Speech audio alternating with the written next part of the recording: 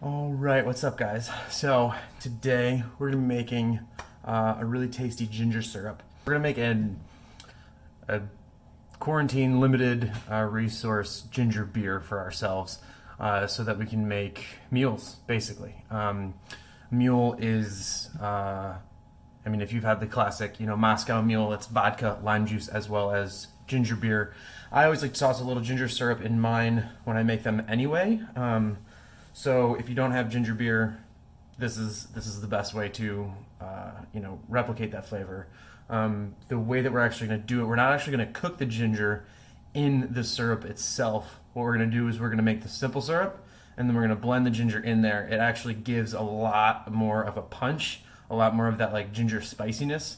Whereas if you actually cook the ginger in the syrup itself, you dull some of those like really like spicy, peppy flavors that you typically get from a ginger beer, like a really good ginger beer, like Fever Tree is probably my favorite of all.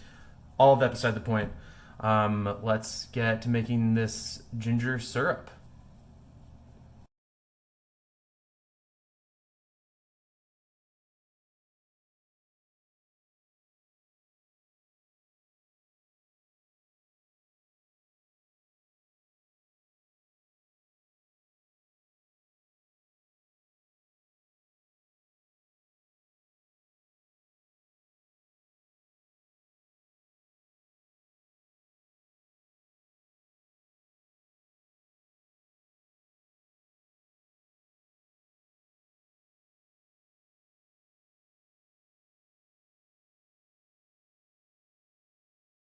So, we're just waiting for our syrup to start boiling. You're probably wondering why this is a yellow liquid. I am using Demerara sugar, which is kind of like a sugar in the raw situation. So, they haven't like bleached it. They haven't. All right. So we've got a nice boil there. So this will boil over if you let it. Don't let that happen. Otherwise, you'll have a really nasty, sticky mess to clean up.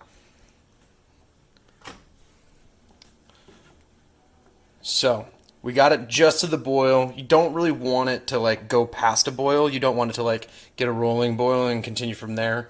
Otherwise, you're just gonna cook off a lot of the water, and then you're gonna have a thicker syrup, um, which is technically called double or concentrated simple syrup.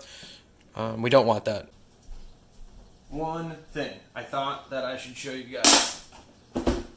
If you've ever had trouble uh, peeling ginger, the best way to do is a spoon. So what you're going to do is you're going to take the spoon. I just like to hold it in one hand. I like to get some leverage.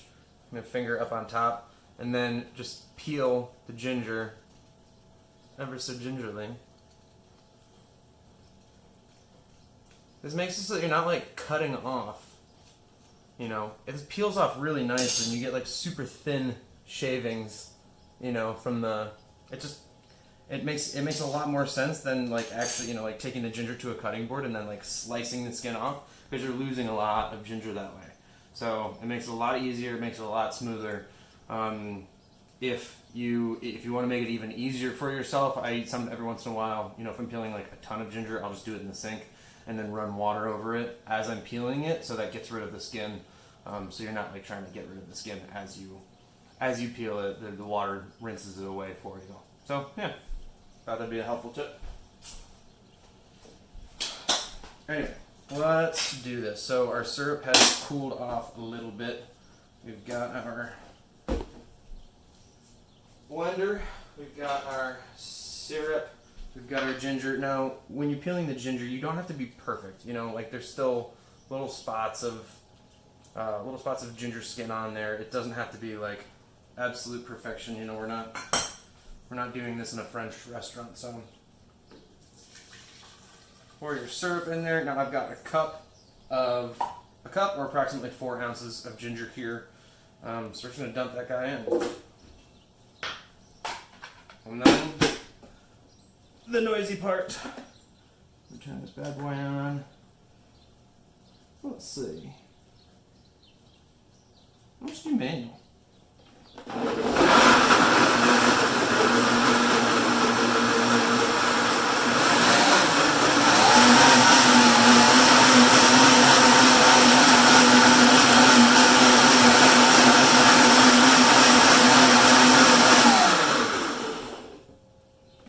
that should do it.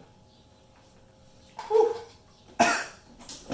You definitely get some of that ginger spiciness just by smelling it. And you can see it's like, it just turns into like a ginger slurry almost. But you're going to take that and you're going to strain it. If you have any like cheesecloth or a chinois as they call it in the restaurants.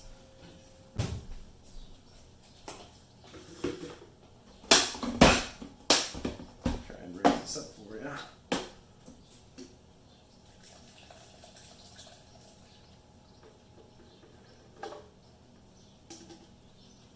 So this is just separating, you know, those ginger fibers from the actual syrup itself. One of the best ways to get it out of there is to squeeze it out with a spoon. Actually,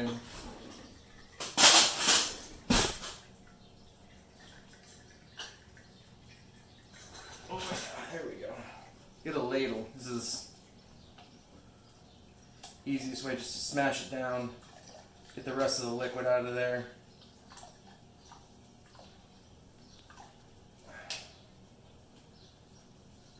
And as I would recommend for just about anything when you're making it, you know, when you're cooking and you're making cocktails, really when you're doing anything that requires any amount of like, you know, seasoning, flavoring, which is, I mean, this is effectively seasoning, right?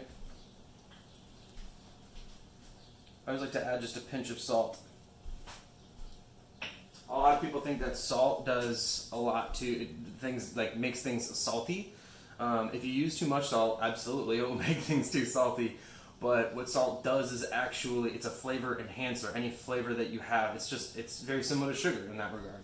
Any flavor that you have, you're going to enhance it. You're going to make it taste a lot better because you use that seasoning, that sugar or that salt. And I know that we put a lot of sugar in here. It might seem counterintuitive to put salt in there, but every good pastry chef knows if you don't salt your desserts, you're doing something wrong. It just makes everything taste better. Bam! Oh my gosh. That's super spicy.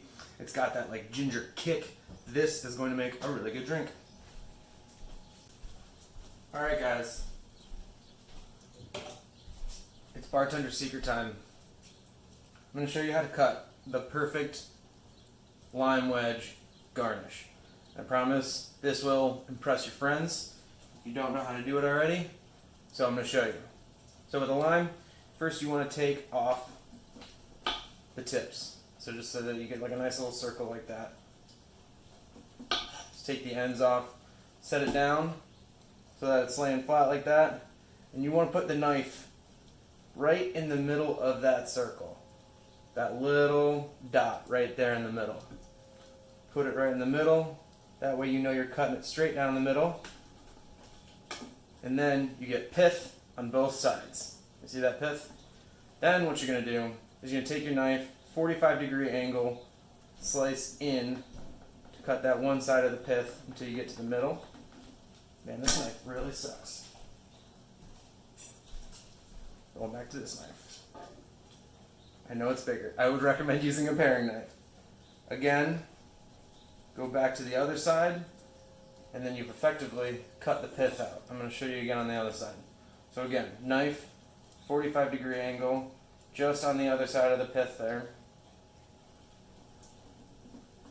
Cut in until you hit about the middle, turn it around, cut in until the middle again. Boom. Look at that. All the pith is gone. Nobody likes that pith anyway. And then from there, you just slice your wedges. You can technically get about 5 wedges out of 1/2. I like to get 4 because it just makes them look, I don't know, it's easier to make them look even and nice. And that's the whole point of the garnish, is to make things look nice. And then from there, you can just pair them together, give them a little slice down the middle, so that they can attach to your glass. Nice and easy. Drop them. Boom, boom, bop, garnish. Okay friends, so now is the time to make drinks. bartender's code: never put ice in your drink to start. That's pretty much, you always put ice in at the end. You know, unless you're like shaking a drink, which we're not doing here. If you're gonna shake a drink, you can put your ice in the glass, and then you've got your shaker, shake your drink, and then you can pour it over the ice. But when you're mixing in the glass, wait until you're done, because like, what if you pour your gin, bop, bop, bop, bop, bop, and then you go like that, and somebody's at the door, you have to walk away. If there's ice in there, it's going to start melting and dilute, and it's going to be a bad drink. You don't want to mix yourself a bad drink. So, this drink is super easy to make. It is 3 components.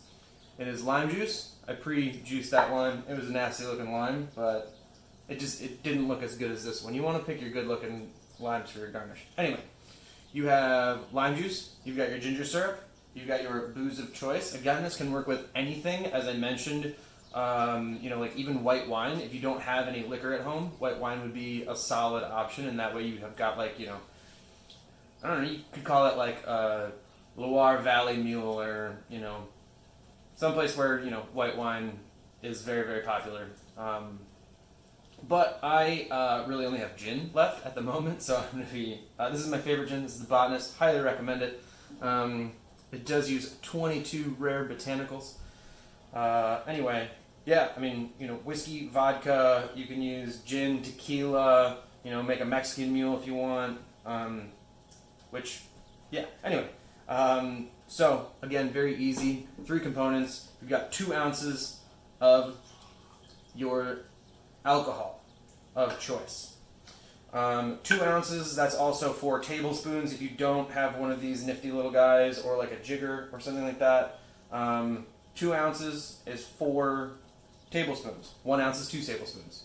Easy enough. And then from there, you want 3/4 of an ounce, which is going to be 1 1/2 tablespoons. 1 1/2 tablespoons. 3/4 of an ounce of your lime juice. Same thing with your ginger syrup. 3/4 of an ounce of ginger syrup. Boom. Look at how that color just like popped. And then from there, grab your favorite ice cubes.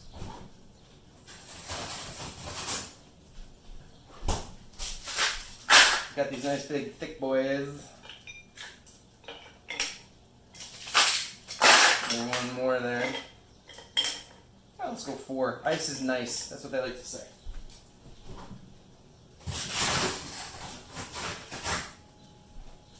At least that's exactly what I did go to bartending school for a short period of time over a summer, and my bartending teacher, my professor, always said, ice is nice.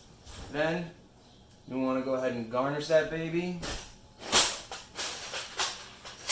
and get yourself a little straw. Guys, it's Friday.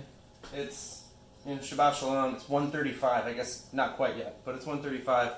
It's 5 o'clock somewhere, right? Yeah, that's really nice. That's just a good drink. And as it chills, it might taste, if you're using straight booze, it might taste a little strong to begin with.